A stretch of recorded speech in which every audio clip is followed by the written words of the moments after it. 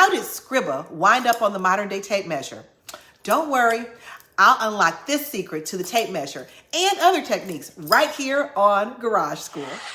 But first, I want to shout out Anaji Unkutu, Driving with Miles, C. Jane Drill, and Steve Reinhardt for being the first to leave a comment on 5 hidden tape measure secrets. Thanks, guys. If you haven't yet, take a moment, hammer that subscribe button so you're never tardy for Garage School. To scribe comes from the 14th century Pi root word, also known as Proto-Indo-European root word scriba, which also means to etch or cut. The 11th century Latin word scriba literally means to write, and Jewish leaders whose function it was to copy royal sacred manuscripts prior to 70 AD were referred to in the Hebrew as seporum, which means to write. Are you asking yourself, what does this have to do with the tape measure? Here's the answer. Right here on the tape measure at the end is your floating hook. This is also known as your scribing tool. The function of the scriba, or scribble, or scribe on your tape measure is to leave a small indentation so that you know exactly where your measurement lies. I can't tell you how many times I have to find the center of an object or a room or a window or a piece of wood. Sometimes the math just doesn't compute as fast as I want it to in my head. If you have to figure out half of the number, say 15, fold your tape measure in half. Look down the center of your tape measure. What do you see? 7.5. And just like that, you get the fast half. Who remembers having to figure out least common denominator from 3rd grade math? I have to admit, it wasn't super easy. But the fact of the matter is, when you're working in construction, sometimes you just have to figure out how to add up those fractions. I've got a really simple way to show you. Instead of trying to figure out how to add least common denominators by adding fractions, do it the easy way. Just get 2 tape measures. Let me show you how it works. Let's say I wanted to add the number 4.25 to 3.5. I'll start here by using my 4.25.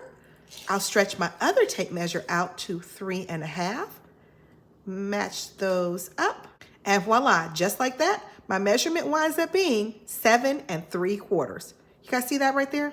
Ta-da! Have you ever wanted to divide a piece of wood into 3 or more equal parts?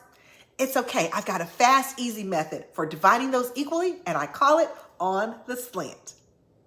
Here's a quick example. If I want to divide this board into 3 equal parts, I'll stretch my tape measure until I find a number that's divisible by 3. In this case, I'll use the number 9.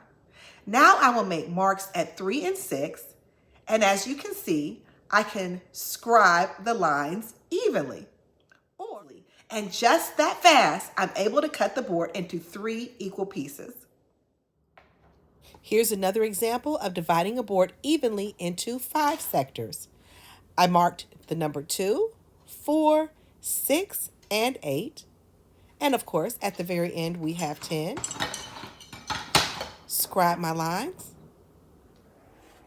And just like that, in a matter of a few seconds, I have divided this board evenly into 5 parts.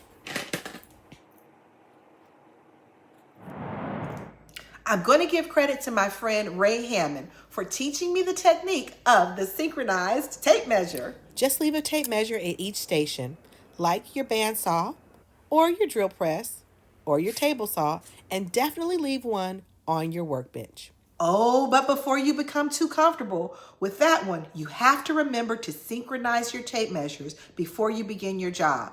From time to time, you may drop a tape measure, or it may become distorted because of a pinch. Take a moment to stretch your tape measures out. Make sure they are measuring the same length, and then set them up at your stations for synchronizing your tape measures. Oh, you know I wasn't going to let you out of garage school without a pop quiz. Who remembers what pi means? Drop your answer in the comments below. Oh, I almost forgot. I have to teach you how to burn an inch. It's really a simple technique. Instead of starting your measurement at the hook or scribe, move to the 1 inch mark. Begin your measurement there. Now don't forget to subtract that 1 inch from your final measurement. Otherwise, your project is going to be off. I'll see you next time on Garage School. Now you're dismissed.